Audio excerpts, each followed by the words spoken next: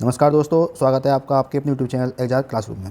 दोस्तों, आज से हम आरआरबी ने जो प्रीवियस ईयर क्वेश्चन कराए हैं उनमें सामान्य ज्ञान के जो क्वेश्चन हैं उनको चैप्टर वाइज हम यहाँ पर सॉल्व करने वाले हैं।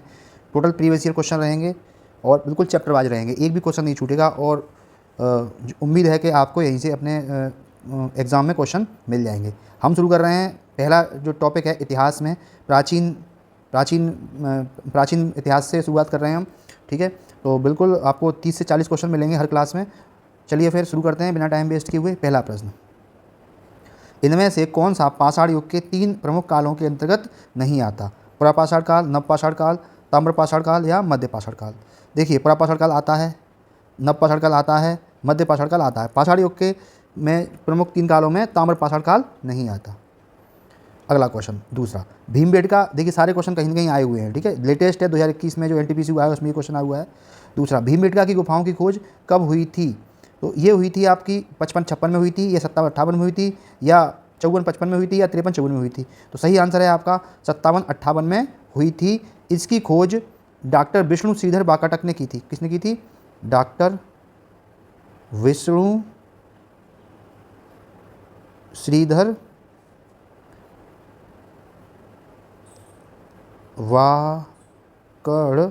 वाकड़कर ने की थी। और 2003 में इनको यूनेस्को ने विश्व धरोहर स्थल घोषित कर दिया है। ठीक है। तीसरा प्रश्न, भीमबेटका के शैलाश्रय निम्नलिखित में से किसके लिए प्रसिद्ध हैं?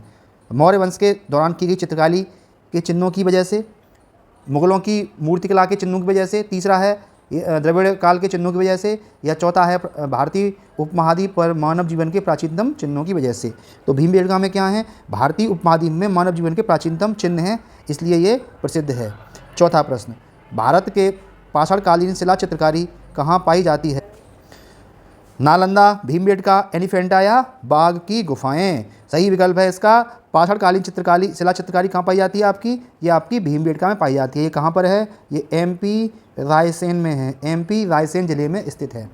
पाँचवा, निम्नलिखित में से कौन सा मानव गतिविधियों एवं सभ्यता के प्राक ऐतिहासिक काल का सही कालानुक्रम है?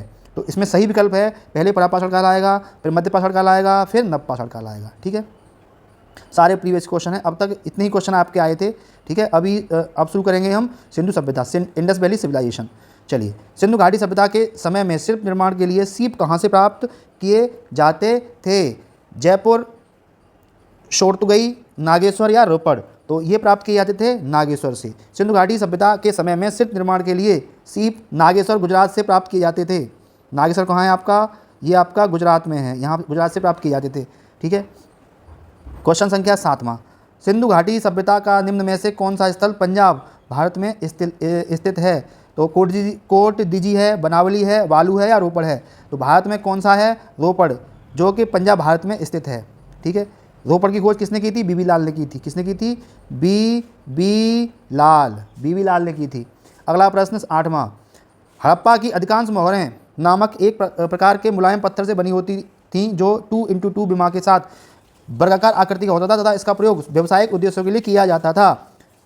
रोडोनाइट, गोल्डन रूटाइल या स्टेटलाइट या सेलेनाइट? तो इसमें सही विकल्प है आपका स्टेटलाइट। ठीक है, हड़प्पा के अधिकांश मोहरों को सेलखड़ी, इसको हम क्या बोलते हैं? इसको हिंदी में बोलते हैं हम सेलखड़ी। देखिए अंग्रेजी में कितना कठिन नाम बना दिया, स्टेटलाइट। ठीक है, सेलखड़ी बोलते हैं, इसी से अधिकांश मोहरें बनी होती थी। अगला, धौलावीरा कहाँ स्थित है? तो धौलावीरा गुजरात में, झारखंड में, राजस्थान में या छत्तीसगढ़ में? ये है आपका गुजरात में। ठीक है, धौलावीरा एक पुरातात्विक स्थान किस समयावधि के से जुड़ी? धौलावीरा एक पुरातात्विक स्थान है, किस समयावधि से जुड़ी हुई है? धौलावीरा को कहाँ जुड़ा हुआ है? तो अभी क्वेश्चन आया था कहाँ से? सिंधु घाटी सभ्यता से। 11वां, मोहनजोदड़ो में पाया गया विशाल स्नानागार एक किस तरह का स्नानागार है? वृत्ताकार है या बेलनाकार है या त्रिभुजाकार है या आयताकार है? तो ये है आपका आयताकार। ठीक है, मोहनजोदड़ो में पाया गया विशाल स्नानागार एक विशाल आयताकार टैंक है। मोहनजोदड़ो सिंधु घाटी सभ्यता का एक सबसे बड़ा स्थल है। इसकी खोज किसने की थी? राखाल दास बनर्जी ने। कब की थी? 1922 में की थी। ठीक है, यहीं पर एक 3 मुख वाले देवता पशुपतिनाथ की मूर्ति भी प्राप्त हुई है। 12वां प्रश्न, वर्ष 2020-21 के आसपास किस नदी के किनारे खुदाई के दौरान हड़प्पा शहर मिला है, यानी हड़प्पा शहर किस नदी के किनारे है? तो झेलम के है, ब्यास के है, चिनाब के है या रावी की है? तो ये किसके किनारे है? ये रावी नदी के किनारे है। ठीक है, इसकी खोज किसने की थी? दयाराम साहनी ने की थी। 13वां प्रश्न, सिंधु घाटी सभ्यता के किस शहर का शाब्दिक अर्थ मृतकों का टीला है? मेसोपोटामिया। तो सिंधु घाटी सभ्यता का शहर है ही नहीं, है ना। किसका आपका सही विकल्प हो जाएगा इसमें? बी, है ना। मोहनजोदड़ो का सिंधी भाषा में अर्थ है मृतकों का टीला। इसकी खोज 1922 में किसने की थी? राखालदास बनर्जी ने की थी। सारे प्रीवियस क्वेश्चन है जो पेपर में आए हुए हैं। मोहनजोदड़ो शब्द का अर्थ क्या है? मृतकों का टीला। प्रीवियस क्वेश्चन बता चुके हैं। मोहनजोदड़ो कहाँ स्थित है? तो खैबर पख्तूनख्वा, पंजाब, बलूचिस्तान या सिंध? तो ये आपका स्थित है सिंध में, ये पंजाब के सिंध में स्थित है। इसकी खोज 1922 में राखालदास बनर्जी ने की थी। हड़प्पा सभ्यता का कौन सा शहर विशिष्ट रूप से मनके बनाना, सीप काटना, धातु की वस्तु बनाना, मोहर बनाना और तराजू का निर्माण करना आदि कार्यों सहित शिल्प उत्पादन के लिए समर्पित था? 16वां, मोहनजोदड़ो, नागेश्वर, हड़प्पा या चहुंडड़ो? तो चहुंडड़े में आपके सबसे ज़्यादा क्या बनती थी? सीप काटे जाते थे, धातुओं की वस्तु बनती थी, मोहरें बनती थी और तराजू का निर्माण होता था। 17वां, सिंधु घाटी सभ्यता के निम्न में से किस स्थल को सबसे पहले खोजा गया था? मोहनजोदड़ो, हड़प्पा, लोथल या कालीबंगा? तो सबसे पहले खोजा गया था किसको? हड़प्पा को। कब खोला गया था? 1900। कब खोजा गया था? 21 में। किसने खोजा था? दयाराम साहनी ने खोजा था। ठीक है, और सिंधु सभ्यता रखा गया नाम कब रखा गया? 1922 में।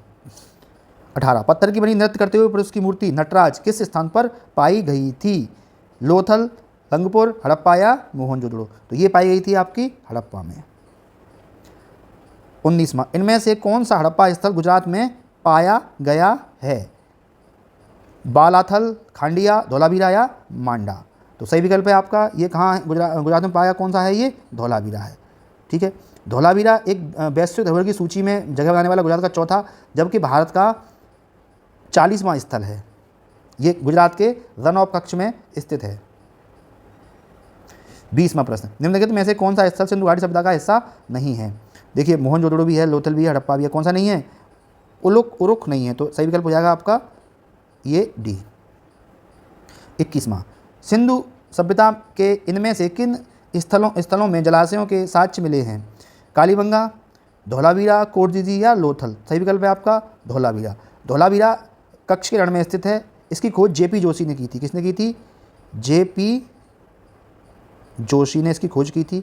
कब की थी? 1967 से 68 के बीच में की थी। ठीक है, यहाँ एक यह नगर आयताकार बना है, यहाँ आयताकार नगर बना है। ठीक है, इस तरह से है ना। यहाँ एक विशाल जलाशय का साक्ष्य मिला है धौलावीरा में। सुरकोटगा में जो आपके कलश में समाधान के साक्ष्य मिले हैं। ठीक है, 22 में आगे क्वेश्चन आते जाएंगे आपको। देखिए आप क्या सुरकोटड़ा आ गया फिर, है ना। किस राज्य में स्थित है? राजस्थान, पंजाब, बिहार या फिर गुजरात? तो ये स्थित है आपके किस में? ये आपके गुजरात में स्थित है। इसकी खोज सीपी जोशी ने की थी। कब की थी? 1996 में। किसने की थी? सीपी जगतपति जोशी, यानी जगतपति जोशी ने इसकी खोज की थी। ठीक है, 23वां प्रश्न, 1944 में भारतीय पुरातत्व सर्वेक्षण के महानिदेशक के रूप में किसने पदभार संभाला और हड़प्पा की खुदाई का जिम्मा लिया था?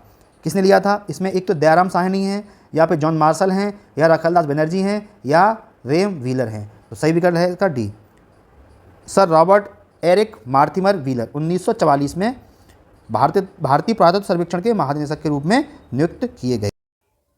24वां प्रश्न, प्रसिद्ध सिंधु घाटी स्थल मोहनजोदड़ो की पहली बार खुदाई किस प्रख्यात भारतीय पुरातत्वविद द्वारा की गई? एस आर राव, बीबी लाल, आर बी बनर्जी या फिर दयाराम साहनी?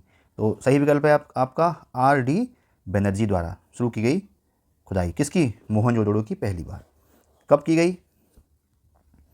देखिए, इसकी जो खोज थी वो तो आपकी मोहनजोदड़ो की खोज थी वो तो आपकी राखालदास बनर्जी द्वारा की गई थी 1922 में। ठीक है, उसके बाद इसकी खुदाई की गई। 25, सिंधु घाटी सभ्यता कितने वर्ष पुरानी है और दक्षिण में गंगा घाटी के निचले क्षेत्रों व उत्तर में मालवा तक फैली हुई थी? तो ये 1000 वर्ष ईसा पूर्व, 5000 ईसा पूर्व, 3000 ईसा पूर्व या 8000 ईसा पूर्व? सही विकल्प है इसका 3000 ईसा पूर्व। 26वां प्रश्न, देखिए आंसर वही है जो कि आंसर उस समय जब पेपर हुआ था 2018 में, मान लीजिए ये पेपर हुआ है ग्रुप डी का, तो जो रेलवे ने जो आंसर माना था वही आंसर इसमें मैं बता रहा हूँ, ठीक है।